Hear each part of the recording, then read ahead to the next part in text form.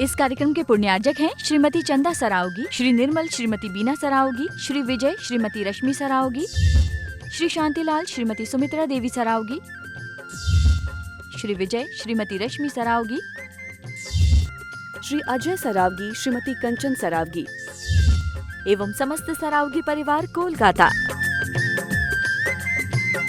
श्री आदिनाथ भगवान की जय जय जय। देवादिदेव श्री महावीर भगवान की जय जय जय। संत शिरोमणि गुरुवर आचार्य श्री विद्यासागर जी महाराज की जय जय जय। नवाचार्य श्री समय सागर जी महाराज की जय जय जय। गुणायतन प्रणीता शंका समाधान भावना एक प्रवर्तक, जन जन के संत रथावर्तन प्रवर्तक, बोले परम पूज्य मुनि श्री प्रमाण सागर जी महाराज की जय जय जय। मुनिवर श्री निर्वेक सागर जी, संधान सागर जी महाराज की। विश्व विख्यात शंका समाधान के कार्यक्रम में हम और आप अपनी शंकाओं का समाधान प्राप्त करें, उसके पूर्व Paras channel, Janvani channel, Adinath channel और प्रमाणिक ऐप के माध्यम से जो इस कार्यक्रम को घर में बैठ के देखो सुन रहे हैं, उन सबका और यहाँ पर उपस्थित समस्त श्रावक श्राविकाओं का रामचंद्र नगर कमेटी और नरसिंहपुरा दिगंबर जैन समाज हार्दिक अभिनंदन स्वागत करता है।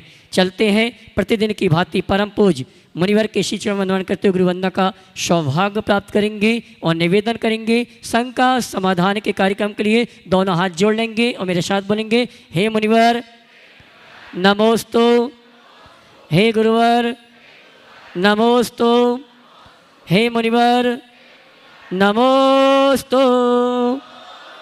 और आइए गुरुवर के आशीर्वाद से हम और आप अपनी शंकाओं का समाधान प्राप्त करें। उसके पूर्व आज जिन्होंने गुणायतन से जुड़ने का अवसर प्राप्त किया है और जिन्होंने अपनी गुल्लक गुणायतन के लिए समर्पित की है, सरप्रत आमंत्रित करूंगा मास्टर दिव्यांश जी, अमेश जी, कालानी नगर गुणायतन हेतु गुल्लक दान प्रदान कर रहे हैं। अगर उपस्थित हैं तो यहाँ पर आके परम पूज्य मुनिवर के श्री चरण वंदन करते हुए आशीर्वाद प्राप्त करेंगे।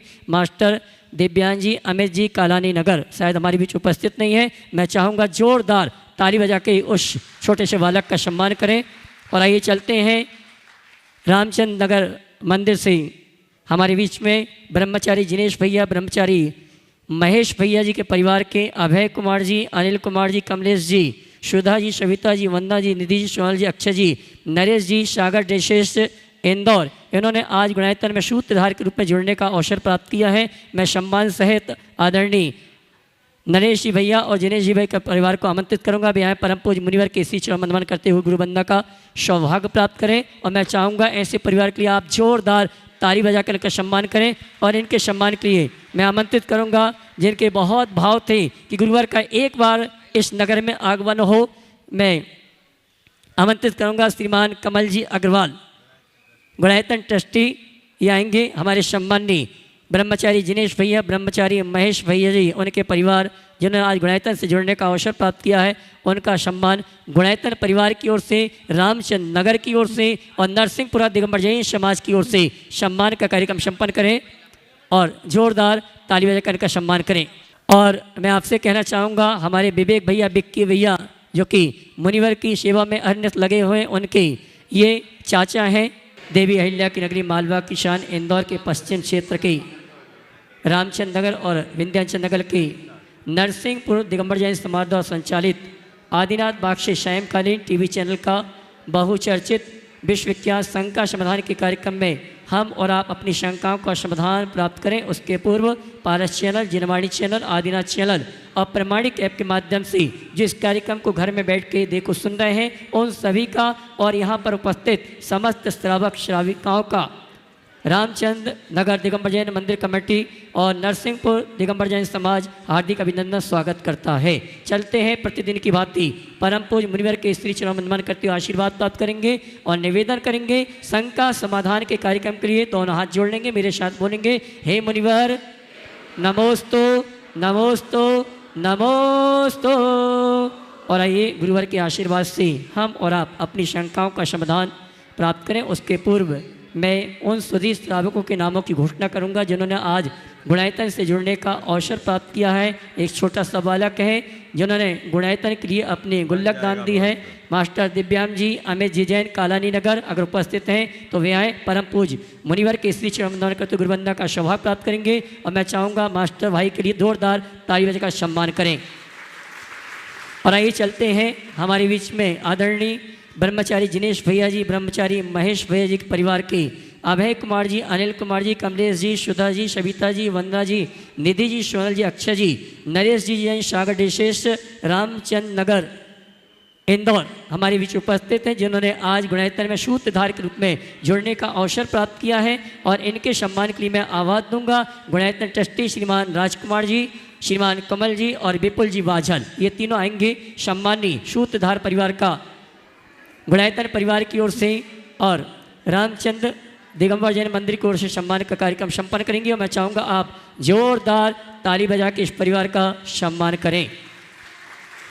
और आइए चलते हैं हमारे बीच में गुणायतन ट्रस्टी कुनकुनी से हमारे विवेक भैया जी, उनके चाचा जी गजेंद्र जी पाटनी, जो कि अखिल भारतीय दिगंबर जैन महासभा के राष्ट्रीय उपाध्यक्ष हैं और छत्तीसगढ़ महासभा के गुणायतन के छत्तीसगढ़ पर, हाँ जी, छत्तीसगढ़ के गुणायतन के प्रांतीय प्रमुख हैं, आज हमारे बीच उपस्थित हैं। मैं सम्मान से आमंत्रित करूंगा। साथ में विक्की भैया भी आ जावे अपने चाचा जी के साथ हमारे गुणायतन परिवार का सम्मान स्वीकार करने के लिए। और उनके सम्मान के लिए आवाज़ दूंगा हमारे गुणायतन के श्रोमणी संरक्षक श्रीमान दिलीप जी और चातुर्मास के यजमान परिवार से मुकेश जी पाटोती, ये आएंगे सम्मानी श्रीमान गजेंद्र जी पाटनी कुनकुनी, गुणायतन ट्रस्टी, अखिल भारतीय दिगंबर जैन महासभा के राष्ट्रीय उपाध्यक्ष और गुणायतन के प्रांतीय।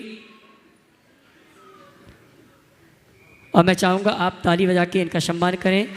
श्रीमान गजेंद्र जी पाटनी और विवेक भैया, इनका सम्मान दिलीप जी और मुकेश जी, विजय जी संपन्न कर रहे हैं। और आइए चलते हैं बिना किसी भूमिका के आप सभी की ओर से परम पूज्य मुनि श्री संधान सागर जी महाराज से निवेदन करूंगा आगे के कार्यक्रम के संचालन के लिए दोनों हाथ उठा के जयकारा लगाएंगे। बोले परम पूज्य मुनि श्री मुनि श्री मुनि श्री प्रमाण सागर जी महाराज की।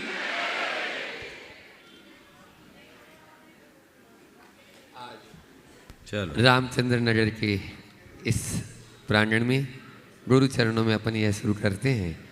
और जैसा गुरु आदेश हुआ वैसा ही अपन इस पेटी में से प्रश्न निकालेंगे और जिनके भाग्य खुल जाएंगे उनको हम यहाँ पर बुलाते चले जाएंगे।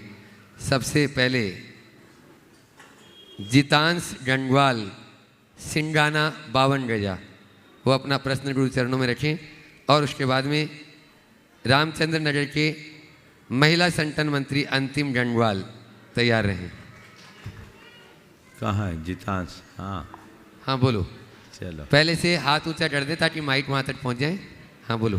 त्रय मुनिराजों के चरणों में बारंबार नमोस्तु नमोस्तु नमोस्तु एवं छुल्लक जी के चरणों में इच्छामि।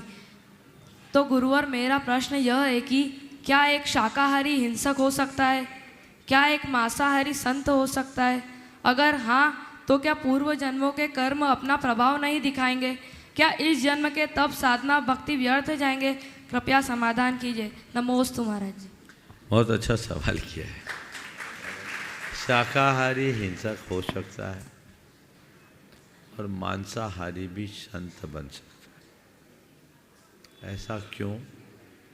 अगर शाकाहारी के हृदय में क्रूरता का भाव उत्पन्न हो जाए तो वह हिंसक भी हो सकता है। समझ गए? अगर क्रूरता आ जाए, वो यदा कदा ही होता है, सब में नहीं, कोई बिरला ऐसा होता है। लेकिन किसी किसी जीव के पूर्व जन्म के कुछ ऐसे संस्कार होते हैं जिसके परिणाम स्वरूप वो अच्छे संस्कारों में पलने बढ़ने के उपरांत भी गलत रास्ते पर फंस जाता है। हमारे पुराणों में ऐसे बहुत उदाहरण आए। चक्रवर्ती जो शाकाहारी था, पदभ्रष्ट हो गया, मांसाहारी हो गया और कहाँ गया? नरक। कौन सा चक्रवर्ती था? कौन सा चक्रवर्ती? शुभौम चक्रवर्ती। समझ गए? तो ऐसा हो सकता है, वर्तमान में भी ऐसा देखने में आता है। और कोई व्यक्ति पतित हो, हिंसक हो, क्रूर हो, वो भी संत बन सकता है। और यदि हम देखें तो इसका हमें श्रेष्ठ उदाहरण मिलता है पुरुरवा भील का। पुरुरवा भील बड़ा खूंखार भील था। जानवरों को मारना और राहगीरों को लूटना उसका रोज का काम था। लेकिन एक मुनि महाराज के प्रबोधन से उसका हृदय परिवर्तन हुआ। उसने हमेशा हमेशा के लिए हिंसा का परित्याग कर दिया, व्रत अंगीकार किया और आगे चलकर वही पुरुरवा भील भगवान महावीर बन गया। समझ गए? तो हम अगर सही पुरुषार्थ करें तो अपनी उन्नति भी कर सकते हैं, और गलत ट्रैक पे चले जाएं तो अपना पतन भी, है ना। चलिए, मैं देख रहा हूँ पीछे बहुत सारे लोगों को असुविधा हो रही। ये आगे की जो थोड़ी खाली जगह है इसे पहले भर ले ताकि पीछे वाले पीछे रह सके। आ जाइए, आगे पर्याप्त स्थान है। बोलिए। नमोस्तु। महिला संगठन मंत्री अंतिम गंगवाल और उनके साथ में पूरा महिला मंडल रामचंद्र नगर, और उसके बाद में तैयार रहेंगे हेलो, नलखेड़ा वाले सिम्मी मोहित पंडिया। गुरुदेव के चरणों में नमोस्तु नमोस्तु नमोस्तु। शुल्लक जी के चरणों में इच्छामी इच्छामी इच्छामी। गुरुदेव, संस्कारों से बढ़कर कोई वसीयत नहीं होती और ईमानदारी से बढ़कर कोई विरासत नहीं होती। गुरुवर, वर्तमान में दोनों संकट हैं। हम लोग ऐसा क्या प्रयास करें कि इस विरासत को बचाकर अपनी नई पीढ़ी को सौंपें, जिससे धर्म की ध्वजा फहराती रहे। कृपया मार्गदर्शन करें। बात से केवल इतनी है कि हम लोग बातें तो सब करते हैं पर करते उल्टा है। संस्कारों की बात करते हैं, ईमानदारी की बात करते हैं, वसीयत और विरासत की बात करते हैं, पर अपने व्यवहार में संस्कारों की धज्जियाँ उड़ाते हैं और ईमानदारी को साइड में रख देते हैं। कैसे होगा काम? ये सब जीवन में तभी आएंगे जब हम इन्हें सर्वोच्च प्राथमिकता प्रदान करेंगे। हमें चाहिए कि हम इन्हें पूरी तरह प्राथमिकता दें और न केवल संस्कारों की बातें करें, अपितु उन्हें चरितार्थ भी करें। नमोस्तु गुरुदेव, नमोस्तु नमोस्तु। हाँ, नलखेड़ा से सिम्मी मोहित पंड्या, और उसके बाद में आज इस सत्र में अपने औरंगाबाद से पूज्य संत के दर्शनार्थ राखी, रूमा जैन, रूमा पाटनी आदि अनेक महिलाएं आई हैं। वे अपना प्रश्न रखेंगे आशीर्वाद ग्रुप से। महाराज जी के चरणों में नमोस्तु नमोस्तु नमोस्तु, इच्छामी इच्छामी इच्छामी। महाराज जी, मेरा प्रश्न ये है कि हम जैसे साधारण व्यक्तियों की अगर देहावसान या देहांत होता है तो उन्हें शैया पर लेटाकर उनकी अंतिम क्रिया की जाती है, लेकिन वहीं जैन संत, साधु या साध्वी का संलेखना या समाधि होती है तो उन्हें बिठाया जाता है, ऐसा क्यों? बहुत सुंदर। देखिए, मुझे नहीं मालूम उसके क्या शास्त्रीय कारण होंगे, पर आपके सवाल सुनकर एक कारण मेरे को समझ में आ रहा है। आम आदमी को लेटा करके इसलिए ले जाते हैं कि इसने ज़िंदगी में कुछ नहीं किया, बस पड़ा रहा, इसलिए पड़े पड़े ले जा। कुछ किया ही नहीं, पड़ा है, पड़े रहने दो। पर साधु साधना करते हैं इसलिए उसे बिठा के ले जाते हैं विमान में, क्योंकि वह मरकर वैमानिक देव होता है, इसलिए विमान से पहुंचा।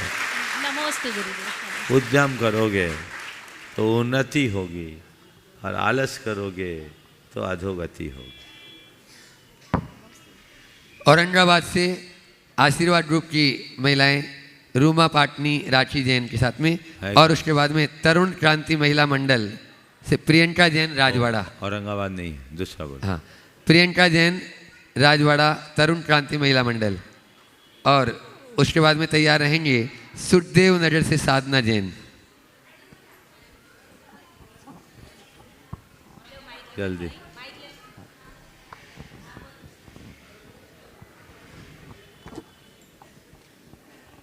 नमोस्तु महाराज जी। त्रय मुनि राजों के चरणों में बारंबार नमोस्तु। समस्त छुल्लक महाराज जी के चरणों में बारंबार इच्छामी। महाराज जी, नारी का अस्तित्व, उसकी गरिमा और उसका सम्मान, उसकी पहचान उसके नारीत्व से है। नारी को माँ, दुर्गा, सरस्वती, लक्ष्मी कई नामों से नवाजा जाता है। नारी ही तो है जो तीर्थंकर को जन्म देती है। नारी किसी भी क्षेत्र में पीछे नहीं है, चाहे वो घर गृहस्थी को संभालने की बात हो या फिर देश को संभालने की। फिर भी महाराज जी, ऐसा कहा जाता है कि नारी है सब पर भारी, ऐसा क्यों? बिल्कुल ठीक कह रही हैं। सवाल ही इस बात को बता रहा है कि वो कितनी भारी है। समझ गए? एक्चुअल में मैं तो अगर मुझसे पूछो तो मैं कहता हूँ ये सवाल ही निरर्थक है। जब कभी ये पूछा जाता है कि नर नारी में कौन भारी, तो मैं पूछता हूँ ऐसा प्रश्न ही क्यों आता है? इस सृष्टि के लिए जितना नर है उससे उतना ही नारी जरूरी, दोनों बराबर है। अगर एक को कम एक को अधिक हम करेंगे तो मामला गड़बड़ हो जाएगा। इसलिए मैं ये कहता हूँ नारी को अपने नारीत्व की कसौटी पर खरा उतरना चाहिए। नार्योचित कर्तव्यों के पालन के साथ अपने आप को गौरवान्वित महसूस करना चाहिए। उन्हें न तो अपने आप को नर से कमतर समझना चाहिए और न ही नर बनने की होड़ में दौड़ना चाहिए। नारी नारी बनी रहे और नर नर। नरों से मेरा ये कहना है कि नर नर है, लेकिन उन्हें ये बात ध्यान में रखना चाहिए कि नारी के बिना वो अधूरा है।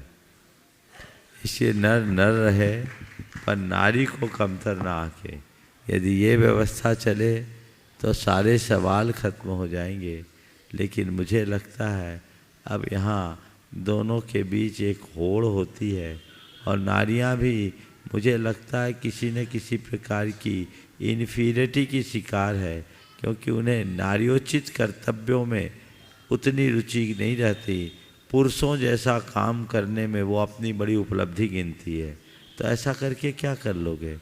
नारी अगर नारी का काम करके गौरवान्वित होती है तभी नारी शक्ति की वास्तविक प्रतिष्ठा हो। नमोस्तु महाराज जी। साधना जी जैन, सुखदेव नटर और उसके बाद में तैयार रहेंगे आज अपने बीच में छत्तीसगढ़ के गुणायतन के प्रांतीय प्रमुख, जो गुणायतन के ट्रस्टी भी हैं, गजेंद्र जी पाटनी, अपने भतीजे के साथ में जो अहरनीस गुरु सेवा में लगे रहते हैं, विवेक जी पाटनी, वे भी ट्रस्टी हैं। विक्की भी अभी साथ में रहेंगे। हाँ, प्रश्न करें साधना जी जल्दी। त्रय बार नमोस्तु नमोस्तु इच्छामि इच्छामि। महाराज जी, मेरा प्रश्न आज के प्रवचन से लेकर है। आज के प्रवचन में आपने बताया कि प्रसन्न और सुखी रहने का राज, प्रसन्न और सुखी रहने का राज पांडाल तक ही सीमित रहता है। प्रसन्न और सुखी रहने का राज बताया था प्रवचन में आज। वो राज पांडाल तक ही सीमित रहता है क्या? पांडाल तक सीमित रहता है। पांडाल तक ही सीमित रहता है। उस राज को लंबे समय तक बनाए रखने के लिए क्या उपाय करना चाहिए? नमोस्तु महाराज जी, नमोस्तु नमोस्तु नमोस्तु। बहन जी कह रही हैं कि आज आपने प्रसन्न और सुखी रहने का राज बताया नहीं, यही तो राज की बात है। हमने जो बताया वही आप नहीं सुन पाए। हमने सुखी और संपन्न रहने का राज बताया। बोलो क्या बताया था? सुखी और संपन्न। तो सुधार लो। आप लोगों की विस्मरण शक्ति कितनी तेज है दिख गई है। और आपने कहा ये पंडाल तक ही सीमित रहता है, तो तय कर लो पंडाल से बाहर ही नहीं जाएंगे। लंबे समय तक, ज़्यादा समय तक पंडाल में रहने लगोगे तो चीज़ें अपने आप नियंत्रित होगी। हमें चीज़ों को गहराई से समझना चाहिए, ये बात सही है। एक बार सुनने से अगर परिवर्तन आ जाता तो अभी तक तो दुनिया बदल गई होती।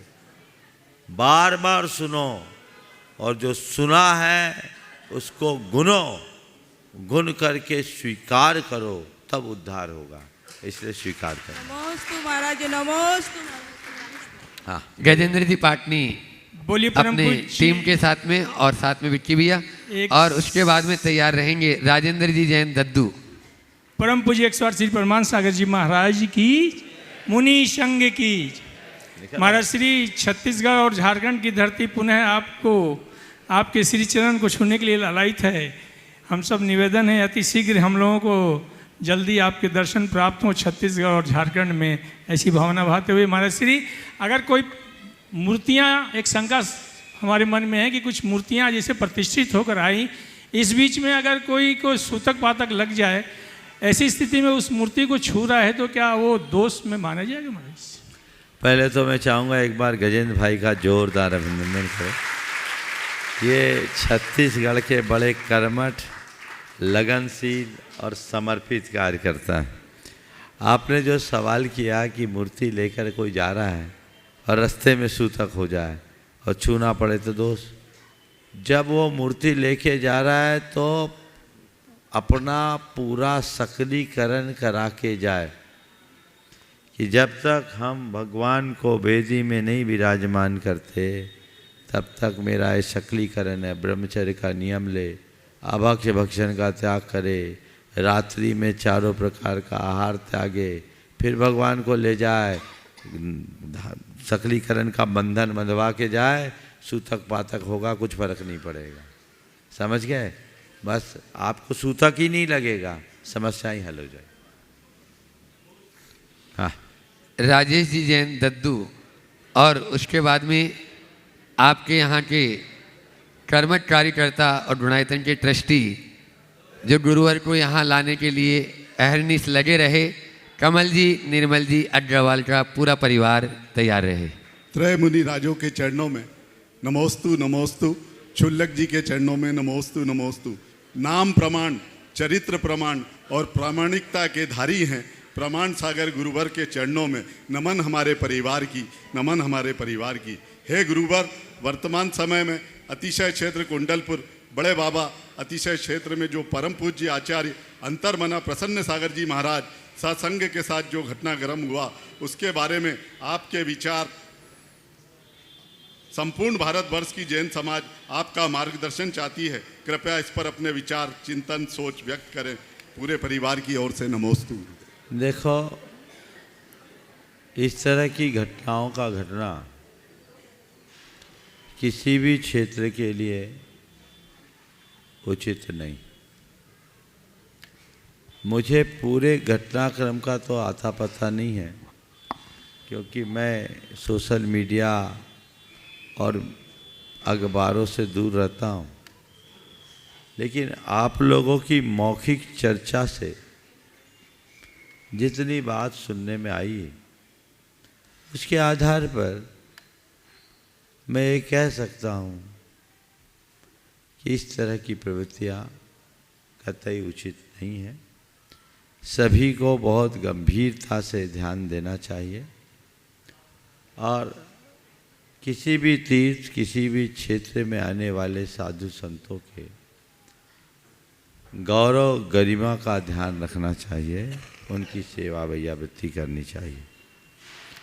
जो भी गलतियां हुई है सब लोगों ने अपनी अपनी तरीके से अपनी अपनी बातें कर दी, तो अब मैं इस पर अतिरिक्त टिप्पणी करने का औचित्य नहीं समझता, पर मैं इतना ज़रूर कहता हूँ कि लोगों को सब जगह इन बातों का ध्यान रखना चाहिए। साधु संत निरंतर विहार विचरण करते हैं और वे हर जगह तालमेल बना करके ही चलते हैं, सबको साथ लेकर के चलते हैं। समाज को भी तालमेल बना करके चलना चाहिए। किसी तरह की खींचातानी किसी बात को लेकर नहीं होना चाहिए। कई स्थानों में पंथों और परंपरा को लेकर के भी खींचातानी हो जाती है। हमें ऐसी खींचातानी से भी बचनी चाहिए। न तो समाज को ऐसी खींचातानी करनी चाहिए और न ही साधुओं को कहीं के आमनाय को लेकर कोई बात करना चाहिए। कुंडलपुर के साथ तो ऐसी कोई बात नहीं हुई, पर मैं ये कह सकता हूँ वहाँ जो कुछ हुई है वो बेवकूफ़ी भरी बात हुई है जो कतई उचित नहीं कही जा सकती। हमें ऐसी घटनाओं की पुनरावृत्ति न हो, इसे सुनिश्चित करना चाहिए। नमोस्तु गुरुदेव। कमल जी, निर्मल जी अग्रवाल, रामचंद्र नगर गुणायतन ट्रस्टी, और उसके बाद में रामचंद्र नगर एक्स से रश्मि जी गोदा तैयार रहे। तीनों मुनि परमेष्टि के चरणों में नमोस्तु नमोस्तु नमोस्तु, इच्छामि इच्छामि इच्छामि। गुरुदेव, मेरा एक सवाल है कि मंदिर जी में हम जब रहते हैं तो साधर्मी भाई जब हमें दिखते हैं या साथ में खड़े रहते हैं तो उनको हाथ जोड़कर जय जिनेंद्र करना कहाँ तक सही है या गलत है? जय जिनेंद्र। देखो, हम भगवान के सामने या परोक्ष में जय जिनेंद्र करते हैं। जय जिनेंद्र का मतलब क्या है? बोलो, क्या?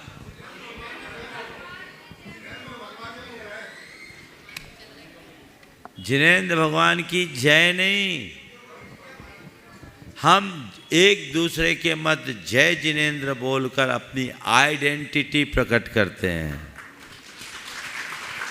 हम कौन हैं? जिनेंद्र की जय बोलने वाले हैं। हम जिनेंद्र भगवान के अनुयायी हैं, इसलिए हम उनकी जय बोलते हैं। और हम ये चाहते हैं हर किसी के मुख से निकले जय जिनेंद्र, जय जिनेंद्र, जय जिनेंद्र। सारे लोक में दिग दिगंत तक उनकी जय हो, इसलिए हम जय बोलते हैं। तो एक दूसरे के आगे हम अपनी आइडेंटिटी भी प्रकट करते हैं और भगवान की शरणागतता को भी प्रकट करते हैं। हम ये बता देते हैं कि हम इनके अनुयायी हैं, इसलिए जय जिनेंद्र। तो अब जय जिनेंद्र बोल रहे हैं तो एक दूसरे को भगवान के सामने भी जय जिनेंद्र बोल दे तो क्या बुराई है भैया? यहाँ भगवान के दर्शन करके आए हैं, हमारे भाव बदल गए, हमारा जीवन बदल गया, हम जिनेंद्र की शरण में आके धन्य हो गए। हम जिनेंद्र भगवान की जय बोल रहे हैं। भैया तू भी बोल जय जिनेंद्र, भगवान की शरण में आ जा, तेरा भी उद्धार, तेरा भी बेड़ा पार। ऐसे भाव में क्या बुराई? नमस्ते भगवान। आप ये भ्रम मत रखिए कि हम जय जिनेंद्र बोल रहे हैं तो उसको नमन कर रहे हैं। हम जय जिनेंद्र बोलकर अपनी पहचान स्पष्ट कर रहे हैं और भगवान की प्रभावना कर रहे हैं, इसमें कोई दोष नहीं। नमस्ते भगवान, नमस्ते भगवान, नमस्ते। रश्मि गोदा, रामचंद्र नगर एक्स, और उसके बाद में तैयार रहेंगी रिद्धि सेठी। मुनि संघ के चरणों में त्रिबार नमोस्तु करते हुए, हे मुनिवर, बच्चों का संस्कारों से अलग हटकर धर्म पर विश्वास नहीं करना, विज्ञान का युग है यह कहकर माँ बाप को चुप कर देना, क्या यह उचित है? कृपया मार्गदर्शन करिए। निश्चित, बच्चे अगर माँ बाप को चुप करते हैं तो ये उचित नहीं है, पर कहीं ना कहीं माँ बाप की कुछ कमी है कि बच्चे आज माँ बाप को चुप कर रहे हैं। अगर बच्चों को आपने ठीक तरीके से प्रारंभिक दिनों से ही बातें सिखाई होती तो ये नौबत नहीं आई होती। मुश्किल ये है कि जब बच्चों को समझाने की बात आती है तब आप उन्हें समझाते नहीं, और जब बड़े हो जाते हैं तो आपको उल्टा समझाना शुरू कर देते। अगर बच्चे कोई बात कहे तो आपके पास इतना ज्ञान होना चाहिए कि आप उनका तार्किक समाधान दे सकें, उन्हें चुप ना करें। आप उन्हें तार्किक तरीके से समझाएं।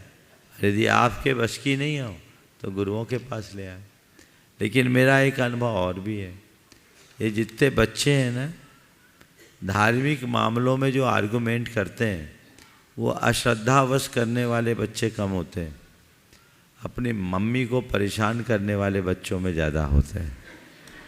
उसमें उनको मज़ा आता है, वो उनको छेड़ते हैं, क्योंकि मम्मी जो होती थोड़ी पजेजिब होती, वो चाहती कि मेरा बेटा बिल्कुल पक्का धर्मी बन जाए।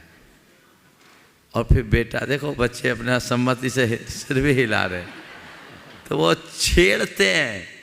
श्रद्धान उनके अंदर उतना ही है, कोई कमी नहीं। इसलिए बचपन में अच्छे संस्कार गढ़ो, वो कभी नष्ट नहीं होंगे। बचपन में दिए गए संस्कार धूमिल हो सकते हैं, विनष्ट नहीं होते। वो राख से ढकी अग्नि की भांति होती है।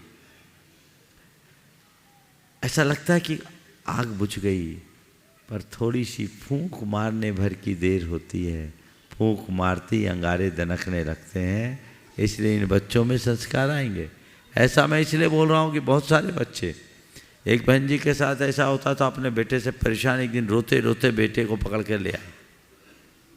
महाराज जी मेरा बेटा मुझसे ऐसा कहता है, मुझे लगता है मुझे कहाँ मुझसे क्या गलती होगी, ये बेटा तो पक्का नास्तिक हो गया, इसे धर्म में कोई रास्ता ही नहीं, कोई श्रद्धा ही नहीं है। महाराज एक आपसे ही आस्था है, आपसे ही भरोसा है, आप ही इसको रास्ते पे लगा सकते, मैं अपनी कोख को कलंकित नहीं देखना चाहती। माँ तो बहुत विह्वल होकर आई थी। पहले तो मैंने माँ को समझाया शांति से, फिर माँ को विदा करने के बाद उस बच्चे से अकेले में पूछा, बोला भैया तुम क्या करते हो? बोले महाराज मैं ये जानता हूँ धर्म के बिना जीवन में कुछ होना ही नहीं है, और जो मम्मी कहती है उनकी बातें सब ठीक है। तो मैंने बोला तुम फिर मम्मी के इतना आर्गूमेंट क्यों करते? बोला मम्मी को परेशान करने में थोड़ा मज़ा आता है। महाराज तो हो सकता है आपके साथ भी ऐसा हो रहा। हाँ, तो इसलिए अब परेशान होना बंद कर दो और उनको प्रवचन देना भी बंद कर दो।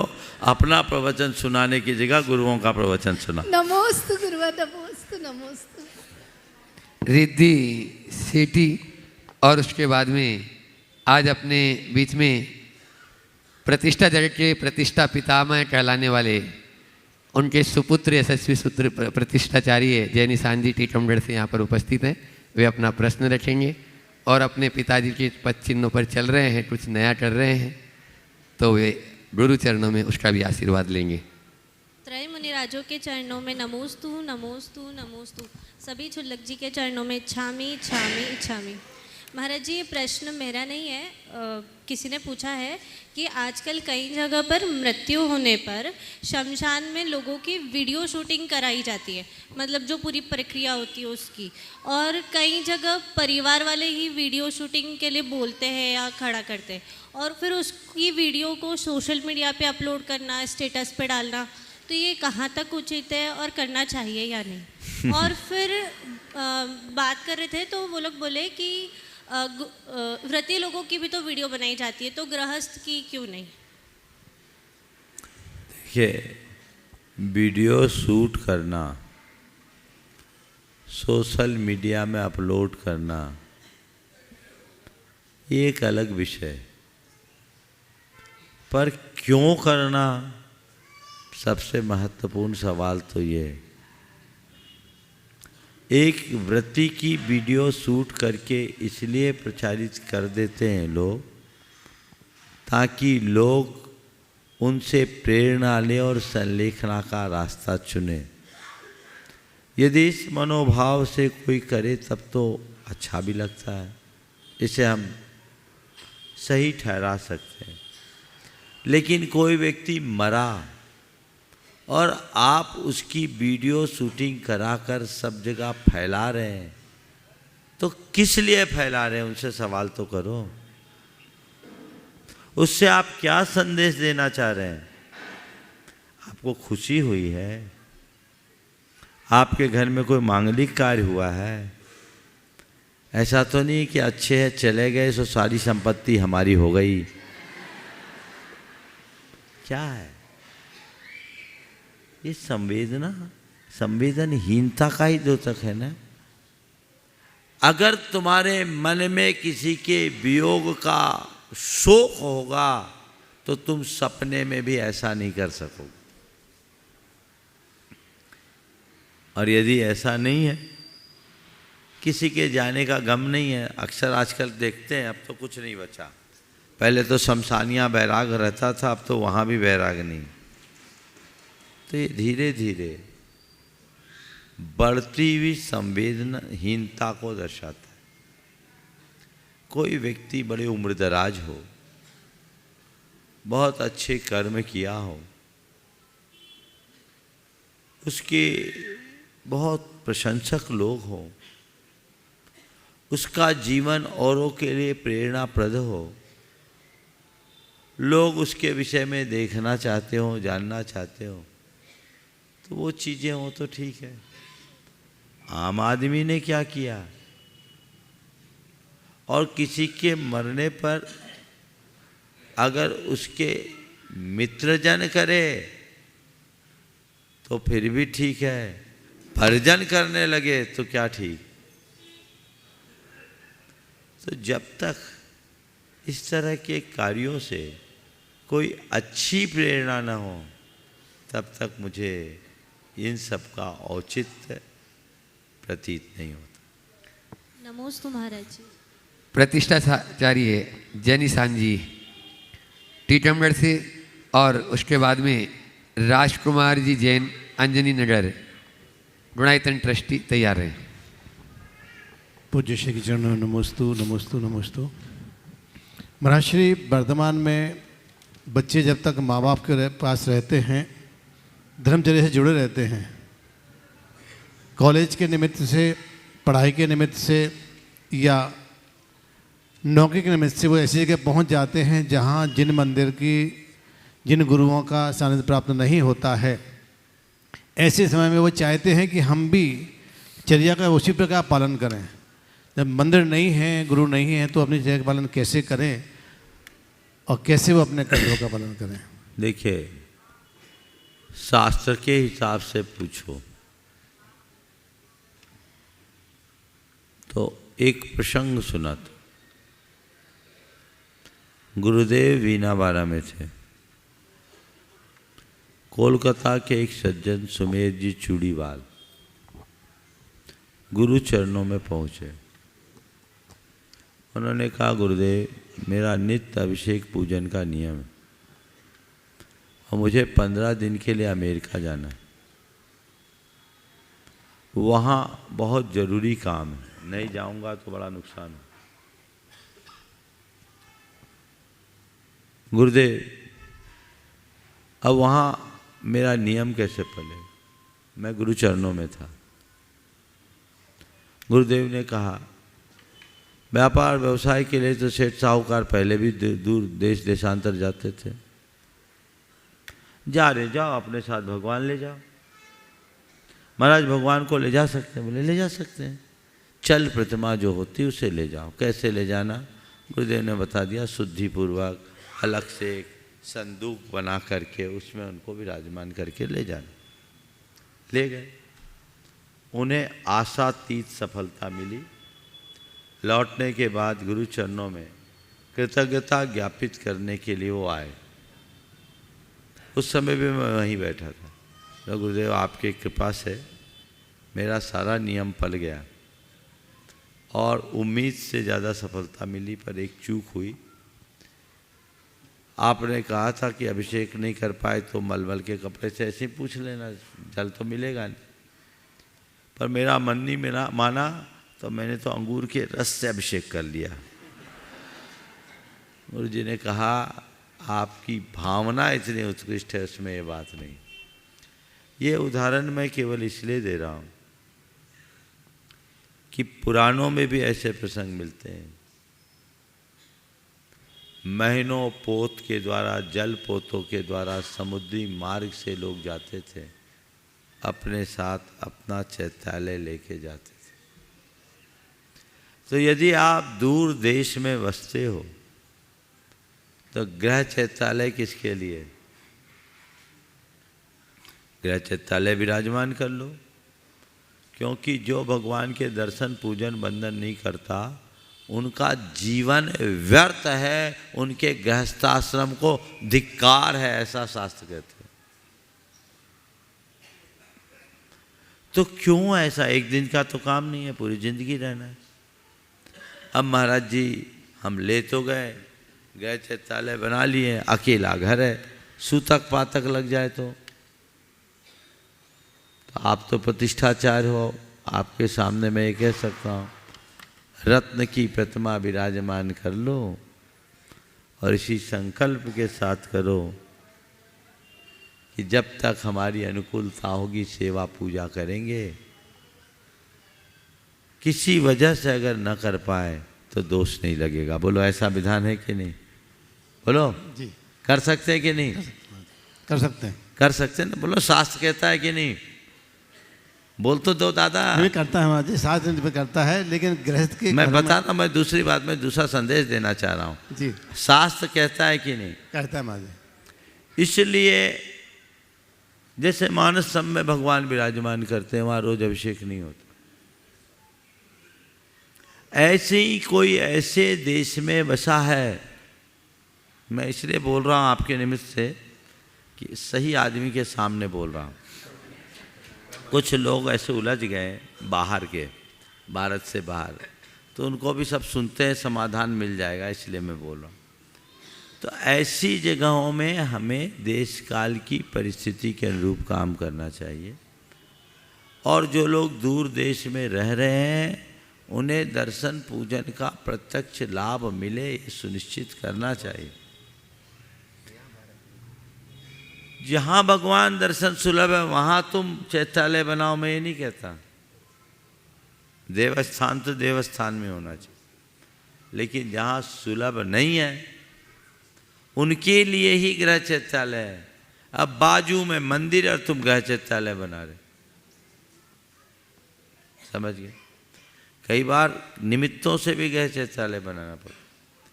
मैं अजमेर में था, सोनी जी की जो स्वर्ण मंदिर है, त्रिलोक चूड़ामणि मंदिर, उनके हवेली के सामने, उनके घर में चैत्यालय, आमने सामने चैत्यालय। तो बोले चैत्यालय क्यों बना? तो बोला गया, उनकी प्रमोद जी सोनी ने बताया, उनकी माँ या उनकी दादी जी, स्पष्ट याद नहीं आ रहा है, दादाजी या पिताजी की मृत्यु के बाद 40 दिन तक दर्शन नहीं कर सकती, मंदिर नहीं जा सकती, एक परंपरा बना दी महिलाओं के लिए। उनका रोज दर्शन का नियम था, तो मंदिर नहीं जा सकती, चैत्यालय बनाओ, हम अपना दर्शन तो नहीं छोड़ेंगे, चैत्यालय बना। और बन गया, सो चैत्यालय बना रहा, हम दर्शन करके आए। तो कहने का तात्पर्य ये है, जहाँ दर्शन सुलभ हो वहाँ चैत्यालय की जरूरत नहीं है, लेकिन जहाँ दर्शन नहीं है वहाँ चैत्यालय बहुत जरूरी है, आपको विराजमान करना चाहिए। जी वृत्ति व्यक्ति हैं, बिस्तर पर आ गया है, चलना फिरना बंद हो गया है, आ रहा हूँ, बंद हो गया है, आ रहा हूँ। ये तो मैं स्वस्थ, समर्थ और सक्रिय लोगों के लिए बोलो। अब अशक्त और अपंग लोगों के लिए क्या करें? तो उनके लिए आज के दौर में उस सुक्ति को याद करते हुए, आपत्ति काले मर्यादा नास्ति, टेक्नोलॉजी का उपयोग करो, वर्चुअल दर्शन से काम कर लो। क्या वर्चुअल? वर्चुअल समझते हैं ना, सबके पास दर्शन कर लो। लॉकडाउन में किया था कि नहीं किया था? तो उसका लॉकडाउन मान लो। अब हमने सुना चीन से फिर लहर आ रही है, आ गई, भारत में तो नहीं आई अभी, चीन से चालू हुई है। भगवान न करे ऐसा हो, हमें यही भावना भानी है, सबका मंगल हो। चलिए। हाँ जी, कल पूज्य पिताश्री की जन्म जयंती समारोह है, उनका शताब्दी वर्ष है, कल उनकी 10वीं पुण्यतिथि है, और आपके चरणों में उनके लिए जो ग्रंथ हमने लिखा है, अखिल भारतवर्ष दिगंबर जैन शास्त्री परिषद की ओर से, पुष्प परिवार की ओर से, नवागढ़ क्षेत्र की ओर से लोकार्पण करना चाहते हैं, तो उसके लिए हम चाहेंगे कि समस्त इंदौर नगर में ही रहे हैं वो, उनकी समाधि भी यहीं हुई है, तो ये प्रक्रिया जो हम करना चाहते हैं आपके चरणों में, उसके लिए निवेदन करें। देखिए, पंडित गुलाब चंद जी पुष्प जैन जगत के एक महान विभूति रहे। प्रतिष्ठा के क्षेत्र में उन्होंने बहुत उच्च प्रतिमान स्थापित किए, और एक प्रतिष्ठाचार्य होने के साथ साथ वे एक आदर्श व्रती भी थे, और उन्होंने आदर्श व्रती जीवन तो जिया ही, व्रती होने के साथ साथ व्रतों का फल भी पाया, और अपना संलेखना के साथ आदर्श स्मरण भी किया। आप उनके पुत्र होने के नाते उनके प्रति अपनी जो कृतज्ञता प्रकट करने के लिए कृत्य कर रहे, वो सराहनीय है। कल के कार्यक्रम में शंका समाधान में उसे प्रमुखता से लेंगे। हमारा आशीर्वाद। नमस्ते। रामचंद्र अंजनी नगर से राजकुमार जी जैन जो डोनाइतन के ट्रस्टी हैं, और उसके बाद में जो आज रामचंद्र नगर से सूत्रधार के रूप में जुड़े ब्रह्मचारी जिनेश भैया जी, महेश भैया जी भैया, कमलेश जी, अभय जी जैन तैयार रहे। मुनिराज के चरणों में नमोस्तु, छुल्लक जी के चरणों में इच्छामि। गुरुदेव, ये चिंता है, जैसा कि हमारा समुदाय व्यावसायिक है परंतु नई जनरेशन व्यवसाय में आने को मना करती है क्योंकि वो चाहते हैं और कॉरपोरेट जॉब में जा रहे हैं। तो और व्यवसाय पर लोगों का, जबकि व्यवसाय पर दूसरे अन्य समाज का और कॉरपोरेट का कब्जा होता जा रहा है। क्या इसके लिए हम लोग ही जिम्मेवार नहीं हैं? अपने बच्चों के लिए व्यापार में बदलाव करके कॉरपोरेट तरीके से मैनेज करके वही भी व्यापार से जुड़ें। 9 वर्ष के 9 लोगों के साथ में समाज के लोगों को भी व्यवसाय में जगह मिलेगी। देखिए, आपकी चिंता बहुत जायज़ है और हम लोग तो अक्सर ऐसी बात करते हैं, लेकिन इसमें जिम्मेदार अभिभावक है। आप शुरू से उनकी पढ़ाई वैसी क्यों कराते हैं? बेटा तेरे को IIT करना है, तेरे को MBA करना है, क्यों? आप अपने बच्चे का जीवन के प्रारंभिक दौर से माइंडसेट क्यों नहीं बनाते? आप अपने बच्चों को इस तरह से तैयारी नहीं करते कि आपका बच्चा आपके साथ रहे, आपके कारोबार को आगे बढ़ाए। आप उसको इतना पढ़ा लिखा देते हैं, इस तरीके से पढ़ा लिखा देते, उसका माइंडसेट ही बन जाता है हमें जॉब करना है। मैं तो सभी बच्चों से कहता हूँ, हमें जॉब नहीं करना, जॉब देना है, जॉब प्रोवाइडर बनना है, और उसके लिए बच्चों को वैसा अवसर भी दीजिए। अगर प्रारंभ से ऐसा अवसर देंगे तो परिणाम आएंगे, क्योंकि इसके कारण बहुत सारी समस्याएं। आज इंदौर शहर में भी 60% जैन परिवारों में केवल सीनियर सिटीजन हैं। बोलो, सही बोल रहा हूँ कि नहीं? हाँ, 5-5 हज़ार स्क्वायर फुट का मकान और रहने वाले 2 बूढ़े दंपति है ना, और नौकर चाकर। कहाँ है बच्चे? या तो विदेश में या मेट्रो सिटीज में। क्या होगा?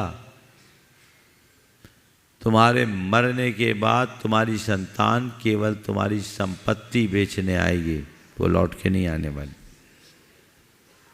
सारी संस्कृति नष्ट हो जाएगी। मैं ये बात बोला, इंदौर जैसे शहर की बात, छोटे गांव कस्बों की तो बात जाने दो। इंदौर जो मिनी बॉम्बे है, जहाँ कई बड़े कारपोरेट ऑफिसेस है, बड़ी बड़ी इंडस्ट्रीज है, यहाँ नौकरी पेशा की बड़ी संभावना है। लेकिन अभी पलासी एरिया में था मैं, तो जब आया तो लोगों ने बोला, महाराज सबके घर तो बड़े बड़े हैं, रहने वाले कोई नहीं। आप जो कुछ व्यावसायिक पृष्ठभूमि से जुड़े हुए परिवार हैं, जिनके बच्चे व्यवसाय में जुड़ गए, उनको छोड़ दीजिए। बाकी आप सर्वे करोगे तो यही हाल होगा, तुम्हारे रामचंद्र नगर में भी यही हाल होगा। तो कहाँ जाएंगे हम? इसलिए इस पर गंभीरता से विचार होना। कमलेश अभय जी जैन सूत्रधार गुणायतन, और उसके बाद में रामचंद्र नगर के जो ट्रस्ट है उसके सभी सदस्यगण एक प्रश्न कर लेंगे। परम पूज्य मुनिवर के चरणों में मेरे चाचा जी ब्रह्मचारी जिनेश जी भैया जी, महेश जी भैया जी की तरफ से और मेरे परिवार की तरफ से 3 बार नमोस्तु नमोस्तु नमोस्तु। चुल्लक जी को इच्छामि इच्छामि इच्छामि। हे गुरुवर, मेरा प्रश्न है कि नवदेवताओं में आचार्य सिद्ध, आचार्य उपाध्याय, सर्वसाधु, जिन चित्त, जिन आगम, नवदेवताओं में आचार्य सिद्ध, उपाध्याय, साधु, ये तो सब नवदेवताओं में आते हैं, लेकिन जो जिन चित्त, जिन आगम, जैत्यालय, इन ये किस दृष्टि से नवदेवताओं में आते हैं? देवता किसको बोलते? जो धर्म अर्थ काम और मोक्ष को दे सो देवता, अर्थात जिनसे हमारे धर्म अर्थ काम मोक्ष की सिद्धि हो, देवता। भगवान की मूर्ति से आता है कि नहीं? आता है। मंदिर से होता है कि नहीं? आगम से होता है कि नहीं? पंच परमेष्टि से होता है कि नहीं? और धर्म से होता है कि नहीं? तो जो तुम्हें धर्म अर्थ काम मोक्ष देता है वो देवता है, इसलिए 9 देवता। रामचंद्र नगर के ट्रस्टीगण वे अपना प्रश्न गुरु चरणों में रखें, और उसके बाद में आशीष रमेश चंद जी जैन पत्रकार लोनारा से। गुरुदेव के चरणों में त्रिबार नमोस्तु नमोस्तु नमोस्तु। छुल्लक जी के चरणों में इच्छामि इच्छामि इच्छामि। सबसे पहले तो गुरुदेव श्री रामचंद्र नगर का एक छोटा सा निवेदन आपने स्वीकार किया, और ये समय निश्चित रूप से स्वर्णिम समय के रूप में रामचंद्र नगर के लिए अंकित हो गया। ये 3 दिवसीय आयोजन जो हमारे रामचंद्र नगर में हुआ है, निश्चित रूप से सभी के दिलो दिमाग पर अजर अमर रहेगा। मैं एक छोटा सा प्रश्न आपके सामने रखना चाह रहा हूँ ट्रस्ट की तरफ से। महाराज श्री, आज के समय में स्वाध्याय की प्रवृत्ति को बढ़ाने के लिए क्या प्रयास करना चाहिए? बहुत अच्छा सवाल है। देखिए, स्वाध्याय हमारे मन की खुराक है। जैसे शरीर के लिए भोजन जरूरी है, वैसे ही मन के लिए स्वाध्याय जरूरी। इसी वजह से स्वाध्याय को परम तप कहा। अतः स्वाध्याय की प्रवृत्ति बढ़नी चाहिए, और स्वाध्याय के प्रति रुचि जगाने के लिए हमें आधुनिक ढंग से स्वाध्याय की परिपाटी को बढ़ाना चाहिए। हम शास्त्र की निगूढ़ बातों को ही स्वाध्याय का विषय न बनाएं, शास्त्र के गूढ़ बातों को जीवन व्यवहार के स्तर पर लोगों तक पहुंचाएं, जिससे उनके हृदय में तत्व का सही बोध हो सके और उन्हें आत्मसात कर सके। केवल पुस्तकों को पढ़ने का नाम स्वाध्याय नहीं, जीवन के प्रति जिससे सही समझ विकसित हो जाए वही स्वाध्याय। इस अर्थ में देखा जाए तो गुरुओं के प्रवचन, उपदेश, ये शंका समाधान भी एक प्रकार का स्वाध्याय। स्वाध्याय के 5 भेद हैं: वाचना, परीक्षणा, अनुप्रेक्षा, मनाय, धर्मोपदेशा। वाचना जो हम लोग पढ़ते पढ़ाते हैं, परीक्षणा जो आप पूछ रहे हो हम उत्तर दे रहे हैं, अनुप्रेक्षा जो हम अनुचिंतन करते हैं, आमनाय जो हम पाठ दोहराते हैं, और धर्मोपदेश जो प्रवचन करते हैं। ये 5 भेद स्वाध्याय। तो स्वाध्याय के लिए हमें उत्साहित होना चाहिए, और ऐसे व्यक्ति के मुख से स्वाध्याय करना चाहिए जिसके आचरण से भी कुछ प्रकट होता। हम बड़ी बड़ी बातें करें और खुद में वो दिखे नहीं, तो सामने वाला हमारी बात नहीं सुनेगा। लेकिन जो मैं बोल रहा हूँ उसका अंश भी मुझ में दिखेगा, तो लोग मुझसे प्रेरणा ले पाएंगे। और मैं कुछ करूँगा तभी जोर दे के कह सकूँगा। जो मैं खुद ही नहीं कर पा रहा हूँ वो दूसरों को क्या बताऊँ।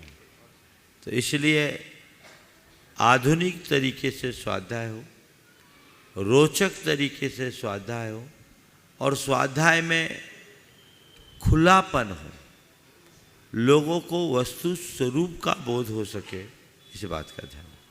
नमोस्तु गुरुदेव, नमोस्तु गुरुदेव। आशीष लोनारा अपना प्रश्न करेंगे, लेकिन उसके पहले मैं चल रहा हूँ परम पूज्य निर्वेद सागर जी महाराज जी के चरणों में आप सबकी ओर से, अपनी ओर से नमोस्तु निवेदित करते हुए कि वे तो शंका से रहित हैं, लेकिन अपनी शंका के माध्यम से हम सबको ज्ञान की गंगा में अवगाहन करने का अवसर प्रदान करें। पूज्य श्री मुनि श्री को नमोस्तु करते हुए, एक वैराग्य का मार्ग है तो दूसरा राग का मार्ग है। हर व्यक्ति वैराग्य के मार्ग को अपना सके ये सरल और सहज नहीं है, किंतु राग का मार्ग घर गृहस्थी का जीवन अपनाते हुए अपने जीवन को अच्छा बनाने के लिए बहुत सारे लोग तैयार हैं। और अब सीजन भी शुरू होने वाला है संक्रांत के बाद। सीजन शादी विवाह का सीजन, शादी विवाह का सीजन। जो लोग राग में फंसना चाहते हैं वे सब तैयार हैं। और आज एक बेटी हमारे पास आई और उसने एक शब्द कहा जो हमने पहली बार सुना था, महाराज हमारा रोका हो गया। रोका, हाँ। हमने पहली बार शब्द सुना। रोका माने क्या होता है? बोले अब बात रुक गई दोनों की, अब आगे जा कर के सगाई के पहले कुछ होता है। तो ये हाँ जो भी कुछ होता होगा, लेकिन प्रश्न ये है कि आज पहले माता पिता ही बच्चों के सारे संबंध तय करते थे और बच्चों को उस विषय में ज़्यादा विकल्प नहीं होता था, किंतु आज बच्चे अपने भविष्य को लेकर के बहुत ज़्यादा सोच रहे हैं और वह माता पिता पर उतना विश्वास नहीं कर पाते। तो वास्तव में अपने जीवन साथी के चयन को लेकर के माता पिता को कितना कहना चाहिए, उनकी भूमिका होनी चाहिए, और ये रोका और शादी के बीच में कितना गैप होना चाहिए। साल 2 साल भी चल सकता है कि 1-2 महीने में निपटना चाहिए, ये थोड़ा और बता देना हो उस तुम्हारे। देखिए महाराज जी ने जो सवाल किया है बड़ा सामयिक सवाल। हमारे शास्त्रों में विवाह को एक मांगलिक क्रिया के रूप में स्वीकार किया गया है और संतति को बढ़ाने के लिए विवाह जैसे कर्म से जुड़ने का उपदेश शास्त्रों में। भले वो राग का मार्ग है, पर राग से ही वैराग्य की ओर बढ़ा जाता है। 24 में से 19 ने पहले विवाह किया, फिर वैराग्य में अपनाए। और मैं भी ये चाहता हूँ कि आप लोग विवाह करते रहोगे तभी परंपरा आगे बढ़ेगी। अगर सब बाल ब्रह्मचारी बन जाएंगे तो धर्म यहीं रुक जाएगा। इसलिए राग ही सही, पर संस्कृति को आगे बढ़ाने का आधार तो यही है। विवाह करे, जीवन साथी का चुनाव कौन करे। आजकल चलन बदल गया। पहले कन्या का विवाह होता था, 18-19 साल की उम्र में उसका विवाह हो जाता था और वो माँ बाप की आज्ञा में रहती थी और घर के बड़े बुजुर्ग बड़े अनुभवी होते थे, सोच समझ कर संबंध तय करते थे और नतीजा वो संबंध टिकाऊ रहते थे। अभी भी सभा में ऐसे कई दंपति होंगे जिनके विवाह के 50-60 साल हो गए होंगे और शानदार पारी हुई होगी, लेकिन एक दूसरे को देखे बिना शादी हुई होगी। हैं एक आध तो खड़े हो जाओ, देखो खड़े हो जाओ, खड़े हो जाओ, एक बार थोड़ा देखे, खड़े तो हो जाओ। हाँ, जोड़ा जोड़ा जोड़ा जोड़ा जोड़ा दिखा भाई कैमरा, जोड़े को। ये भी एक अच्छा उदाहरण है। रानी जी, अशोक जी साथ में आ जाओ। शादी के पहले नहीं देखा, इसलिए दोनों में आज भी प्यार जीवंत है ना। हाँ, नहीं, जो नहीं देखे वही बैठ खड़े हो ना, देखे वो नहीं करना। तो ये क्या है, बैठ जाए। मैं आप सबसे कहना चाह रहा था, मैं आज की पीढ़ी के लिए संदेश देना चाहता हूँ। इन्होंने नहीं देखा, पर इस जोड़ी के प्रेम को आज दुनिया देख रही है। देख रही कि नहीं देख, है ना। और आज जो देख के कर रहे हैं, दूसरे दिन से कहानी बदल रही है और डिवोर्स हो रहे हैं। इसलिए कि अल्प उम्र में आपके अंदर परिपक्वता नहीं होती। ज्ञान भले हो जाए, अनुभव नहीं होता, और अनुभव के अभाव में जीवन कभी परिपक्व नहीं होता। और प्रेम अजनबियों के बीच होता है। विवाह के पहले ही सब बातें पता लग जाए तो तनातनी होती है, और रोका होने के बाद, सगाई होने के बाद लंबा समय निकलता है तो टूट भी जाता है। ये और लफड़ा होता है। इसलिए मैं तो सलाह दूंगा, रुका उका मत करो, काम ही करो, ताकि कुछ खटपट भी हो तो कम से कम कानूनी जटिलताओं के कारण तालमेल तो बना रहे, खींचातानी तो ना हो। संबंध बहुत सारे टूटने लगते हैं, इसलिए इन बातों को ध्यान में रखना चाहिए। समय हो गया है, आशीष भाई आपको प्रतीक्षा करनी पड़ेगी। बोलिए परम पूज्य आचार्य गुरुवर श्री विद्यासागर जी महाराज की।